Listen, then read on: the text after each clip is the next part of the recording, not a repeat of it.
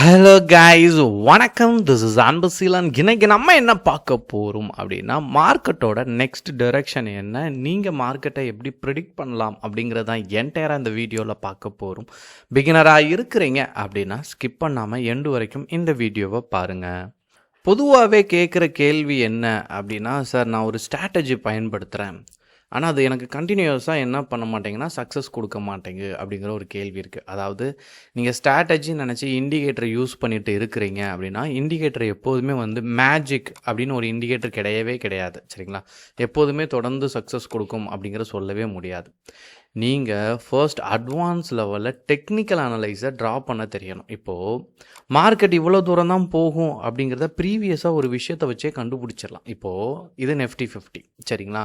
இப்போ மார்க்கெட் ஏன் இங்கே நிற்கி இதுக்கு மேலே ஏன் போகலை? சரிங்களா?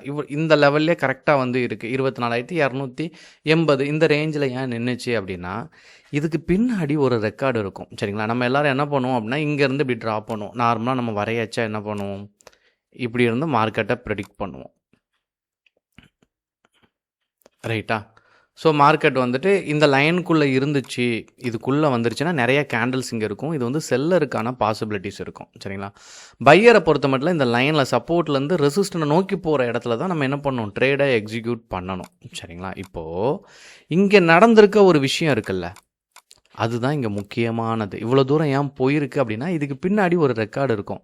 நீங்கள் இங்கேருந்து வரைகிறத காட்டிலும் எவ்வளோ தூரம் போச்சோ அங்கே இருந்து நீங்கள் என்ன பண்ணலாம் அப்படின்னா, ஸ்ட்ரெயிட்டாக ஒரு லைன், ஸ்ட்ரெயிட் லைன், அதாவது நான் இங்கே சேனல் அப்படி ஒரு ப்ளூ கலர் பால் இருக்கா அந்த லைனையும், சரிங்களா, என்னுடைய கர்சர் லைன் ஒன்று இருக்குது பாருங்கள். என் கர்சரை மூவ் பண்ணேன் அப்படின்னா ஒரு லைன் போகுதில்ல, இது ரெண்டையும் நான் கரெக்டாக ஒரு இடத்துல இணைக்கிறேன் பாருங்கள். ரெண்டும் கரெக்டாக மேட்ச் ஆகுது. அந்த ரெண்டு லைனுமே பாருங்கள் கரெக்டாக மேட்ச் ஆகிற இடத்துல கிளிக் பண்ணி நான் அப்படியே ஸ்க்ரோல் பண்ணுறேன், கீழே ஸ்க்ரோல் பண்ணுறேன். சரிங்களா? இப்போ நான் இப்படி வச்சுட்டேன் அப்படின்னா, இங்கே பாருங்கள் லெவல் பாருங்கள், இங்கே ஒரு கேண்டில் இருக்கா, இங்கே ஒரு ஹை போயிருக்கா, அங்கேருந்து ரிவர்ஸ் ஆகிருக்கா. அப்போ இங்கே போனது என்ன ஆகும், சின்னதாக ரிவர்ஸ் கொடுத்துட்டு தான் மேலே போகும். சரிங்களா? ஒன்று.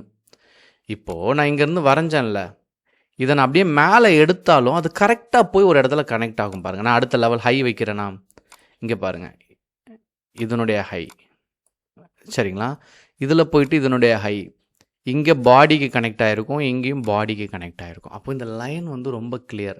அதனால தான் என்கிட்ட கேட்குறாங்க, குரூப்லேயே கேட்கும்போது கூட சொன்னாங்க, சார் நீங்கள் ப்ரிடிக்ட் பண்ணுறது மட்டும் எப்படி கரெக்டாக இருக்குது, நீங்கள் சொல்கிறதெல்லாம் கரெக்டாக இருக்குது அப்படின்னு கேட்குற கேள்விக்கு பியூர்லி டெக்னிக்கல் அனலைசிஸ் தான். நீங்கள் இதை இது கொஞ்சம் அட்வான்ஸ் லெவல். இதை நீங்கள் வரைய தெரிஞ்சாலே நீங்கள் 80% என்ன பண்ணிடலாம், மார்க்கெட்டை கணிச்சிடலாம். ரிமைனிங் 20 உங்கள்கிட்ட ஸ்ட்ராட்டஜி ஓரளவுக்கு ஒர்க் ஆகிற ஸ்ட்ராட்டஜி இருந்தாலே போதும். சரிங்களா?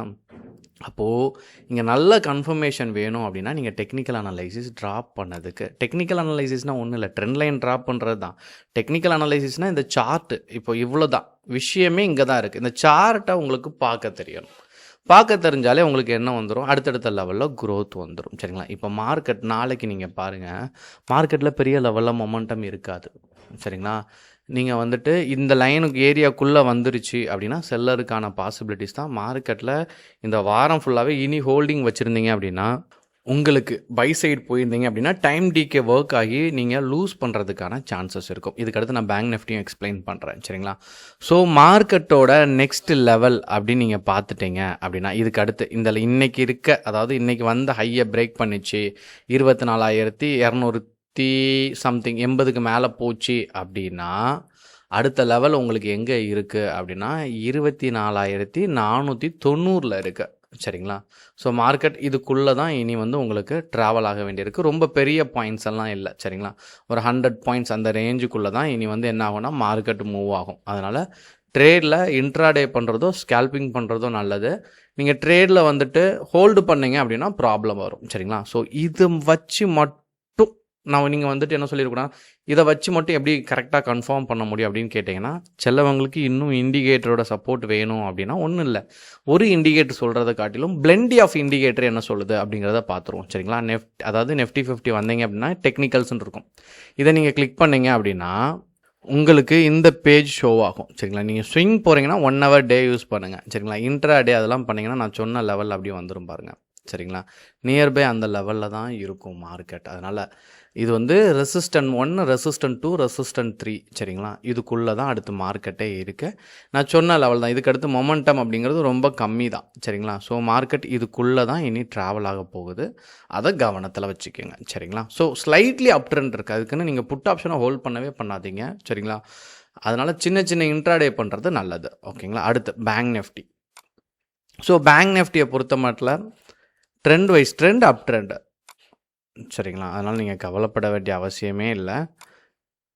நிஃப்டி எப்போல்லாம் பாசிட்டிவ் மோடில் இருக்கோ சரிங்களா, நீங்கள் தாராளமாக என்ன பண்ணலாம், உங்கள் சைடில் நீங்கள் ட்ரேடை எக்ஸிக்யூட் பண்ணிக்கிட்டே இருக்கலாம் சரிங்களா.